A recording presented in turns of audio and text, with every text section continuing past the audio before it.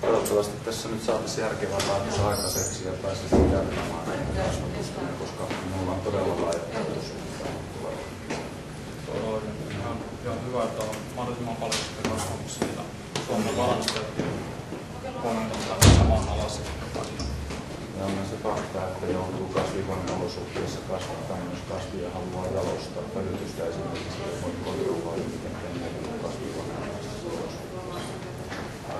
Tässä käräjäoikeuden päätös on perustunut siihen, että on laittomasti viljelty kasvihuoneolosuhteissa. Mutta kasvihuonekasvatuksen en katsoisi olevan sen laittomampaa kuin minkään mukaan kasvatuksen, mikäli se ei tapahdu rikoslain määrittelemällä tavalla laittomaan käyttöön. En katso itse syyllistyneen sellaiseen rikokseen, josta tulisi nyt 8 vuodeksi tuomioon. Haluan kyllä tässä ihan ottaa huomioon todellakin se, mitä he on itse sanonut tästä ajasta. Että mikäli he kiertää sen, mitä on aikaisemmin myönnetty, niin eihän siinä ole sitten mitään koko oikeuden järjestelmää, koska kyllä. Edetään nyt lounaan jälkeen todistajien kuulemisella ja katsotaan, mihin tämä tästä kehittyy. Olen todella onnellinen, että meillä on tämmöisiä ihmisiä Suomessa, ketkä haluaa ja jaksaa tehdä tämmöistä asiaa ja kaikkea eteen. Hampu voisi olla hyvin hyödyllinen kasvi. Tällä voitaisiin luoda suuri määrä työpaikkoja Suomeen ympäristöystävällisillä aloilla. Hampusta voidaan valmistaa tuhansia ympäristöystävällisiä tuotteita. Kyllä. Lisäksi ilmastovelvoitteiden täyttämisessä hampu on todettu olevan hyvin voimainen kasvi.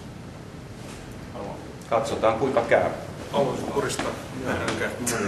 Ne, jotka haluaisivat tätä ammatikseen kasvattaa tätä kasvia, niin mä toivoisin, että sellaiset ihmiset alkaisivat nyt siihen keskittymään siihen, että kuinka toimitaan silloin, kun saadaan tämä toiminta käyntiin. Tämä voi olla hyvin tärkeä osa-alue näiden ilmastovelvoitteiden lunastamisessa ja ennen kaikkea ympäristöystävällisten työpaikkojen luomisessa Suomeen. Itse lähden nyt syömään ja jatketaan sitten todistajilla. Kiitos teille kannatuksesta. Suomessa paljon hamppua näkyvillä ennen kieltolakia tai? Voi ihan varmasti. Missä päin eniten? Onko ollut Itä-Suomessa vai? Keski-Suomessa. Savo. 50-luvulla niin mitä nuo lintulaavat ja hampunsiemenien kiesille syöttiin. No niin, se oli ihan yleinen. Se oli vielä 90-luvun alussa Suomen kannabisyhdistys ja muut, ketä nyt julkaisi tällaisia ohjeistuksia, niin suositeltiin, että linnunsiemmen sekoituksista voi löytää ihan kelvollisiakin yksilöitä sitten, jos lähtee etsimään noita, mutta silloin ei vielä ollut siemenkauppaa sinänsä, että olisi Hollannista tilattu paljon tai muuta muistaakseni. Varmasti sieltäkin THC-pitoisia kannabiskasvilajikkeita pystyttäisiin näistä siemenistä kasvattamaan, koska kaikessa aidossa hampussa eli kannabiksessa on mitattavissa olevia THC-pitoisuuksia. Se on kasvihuolituksen mukainen ominaisuus. Mä törmäsin sellaiseen. Joo, sehän taisi olla. Oliko haittaa elämään hampussa? Ei varmasti, vaikka yritti. Kuka yritti? Kuka yritti tehdä haittaa? No Feririt. No mistähän syystä? No, ne on vaan ne katteellisia. Liikaa hyvä meininki. Ne. Oliko semmoinen homma tässä, että ne epäili vähän semmoista järjestäytynyttä liikkaa jopa tämän suhteen? Oliko tämmöisiä epäilyksiä, että tätä on vähän niin kuin organisoidusti johdettu, että vähän kuin armeija? Mahtaako tässä nyt tämä sosiaalinen henkilö mustassa, tai kun sotilaallisen oloinen henkilö mustassa puvussa ja tämä konkkaronka ympärillä olla nyt sitä liigaa?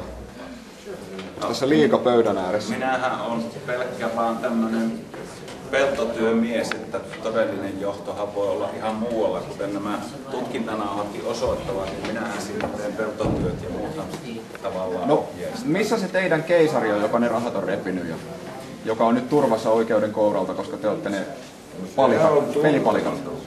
Tuntematon. Aika vaikeaa ollut varmaan bisnestenhoito, jos te ette edes tunne, kelle te olette maksaneet. Se voi semmoinenkin keisari olla todellisuudessa melkoinen tyhjätasku, joka kuukausia syö hernekeittoa ja hampunvarsia, että saa tulevan kevään kylvät rahoille. No nyt sä puhut kyllä itsestäsi taas. Sä on varma, että sä et ole se keisari. Niin jos olisi hampukeisari Suomesta tai ministeri. Tämän armeijakunnan päälliköt ovat ihan muualla kuin tässä allekirjoittaneen ominaisuudessa. Aivan. Niin sitä ei erikseen tarvinnut mistään metästä, kun sitä oli joka puolella. Niin, justi näin. No, oliko hyvä juttu vai huono juttu? Kun oli kasvamassa sillä lailla kasvia. Tämähän on tietenkin hyvä juttu. Jumala. Minusta myös. Ja mikä ihan nyt kesäiltä niin savusaunan lämmittää hampulla. Sitten vielä hampuvastalle kylpyä. Justi. Voi olla ihan hyvä. Ei ole päästy kokeilemaan vielä. Meillähän on suunnitelmissa tämä sauna. Tuossa tuolla mainittiin, että 4 kertaa mäntymettä paremmin saa energiaa. Niin, onko tehnyt mitään laskelmia, että paljonko halvempaa pellettimateriaalia niin saisi esimerkiksi tähän omakotitalon lämmittämiseen? No ainakin huomattavasti edullisempaa materiaalia olisi saatavana kuin nykyisestä elinkäviljelystä bioenergiakasvista ruokohelmistä. Hampun biomassatuotto on vähintään 10 000 kiloa hehtaarille ja ruokohelmi tuottaa noin 5 000 kiloa hehtaarille. Eli jos bioenergiakasvivertailuna tätä asiaa katsotaan, niin hampu on joka suhteessa ylivoimainen voittaja. Ja tämän asian ovat todenneet jo Suomen huippubioenergia-asiantuntijat. Eli sillä saa niinku suoraan massana niin tuplasado. No vähintään voidaan puhua tuplasadosta verrattuna yleisimpään kasvatettuun bioenergiakasviin. Sen kasvatusvaiheen aikana niihin ei tarvitse juuri apulantaa. Ei. Ja hampu on siitä hyvä kasvi, että se kasvaa kyllä melkein missä tahansa. Niin on. Joo. Onko hampusta tehdyssä pelletissä sitten paremmat niin palo-ominaisuudet? Saarijärven bioenergiakeskus on tehnyt laajan tutkimuksen eri bioenergiakasveista saatavista pellettimateriaaleista ja on osoittautunut, että hampu on kaikissa vertailussa ylivoimainen. Lisäksi hampun lämpöarvo on ylivoimainen ja se palaa kattilaa tuhkaamatta toisin kuin ruokohelmipelletti, jossa on todettu juuri nimenomaan kattilatuhkaavuusongelma. Kiitos näistä informaatioista. Olen saanut. Lisää kysymyksiä. Nyt loppuu akku, ikävä kyllä. Mä olisin voinut kysyä lannoituspuolesta, kun lukee jotakin vanhoja lähteitä on, että ei tarvitsisi ollenkaan lannottaa. Toisaalta sitten taas typpejä tarvitsee paljon Joo, olen sitä mieltä, että tämä ei täysin pidä paikkaansa, että ei tarvitse erillistä lannoitetta. Kyllä maaperän perusarvot on oltava kohdallaan ja myöskin on faktaa, että hampu nauttii runsaasta typestä. Eli mitä runsaampi typpikertymä on, sitä runsaammin yleensä hampu myös kasvaa, mikäli maaperän muita osin on tasapainossa. No, luuletko, että tämä väkilannoite vaikka riittäisi? Kyllä, puhdas lanta ja puhdas humus ovat myös hyviä lannoitteita. Itse näkisin tässä hampun kasvatuksessa hyvin laajat mahdollisuudet esimerkiksi vanhoilla turvesuon-tuotantoalueilla tapahtuvaan viljelykseen. Eli vanhoja turvesuon pohjia ryhdyttäisiin kasvattamaan hampua. Mulla on yksi sellainen mielenkiintoinen juttu. Mä en nyt ikävä kyllä muista lähdettä ja tämä pitäisi varmistaa ja tutkia, onko tässä mitään perää. Suomessa on hamppua viljelty.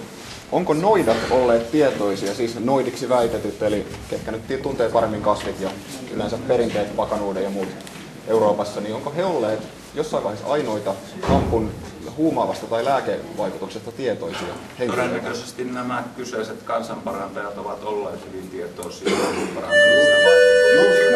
Tätähän on käytetty yrttinä ja lääkkeenä tuhansien vuosien ajan.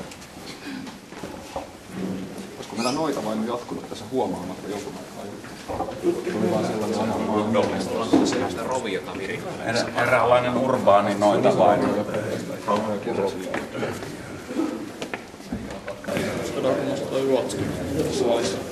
Sä oot, Timo, hyvä mies ja toivottavasti sä onnistut oikeasti saamaan järkeä näihin ihmisiin. Okei, kiitoksia tosi paljon. Okei, no niin, kiitoksia, hyvä.